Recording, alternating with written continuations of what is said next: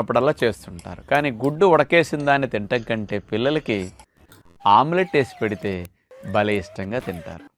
ఎందుకంటే ఆమ్లెట్ అనేసరికి నూనె ఎంత పడుతుంది, కొంతమంది నెయ్యి అయినా వేసి ఆమ్లెట్ వేస్తుంటారు. ఉప్పు కారం కలుపుతారు ఆ కోడిగుడ్డు సొన్నలకి. చూడండి, ఉప్పు కారం నూనె కలిసేసరికి రుచి వస్తుంది కదా. ఇంకేమీ కలపరు, సింపుల్గా ఆ గుడ్డట కొట్టడం, ఒక కప్పులు వేయటం, ఇంత ఉప్పు కారం వేయటం, ఇక ఈ కొట్టిట కలిపేలోపు పొయ్యి మీద రేకు పెడతారు, మూకుడేదో చక్కగా అందులో ఇంత నూనె నెయ్యి వేసేసరికి 1 minute అది నూనె కాగుతుంది శుభ్రంగా. అందులో ఎట్లా అంటే 2 to 3 minutes ఆమ్లెట్ అయిపోతుంది.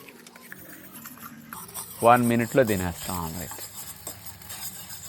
సింపుల్, టేస్ట్గా ఎంజాయ్ చేసినట్టు అనిపిస్తుందని.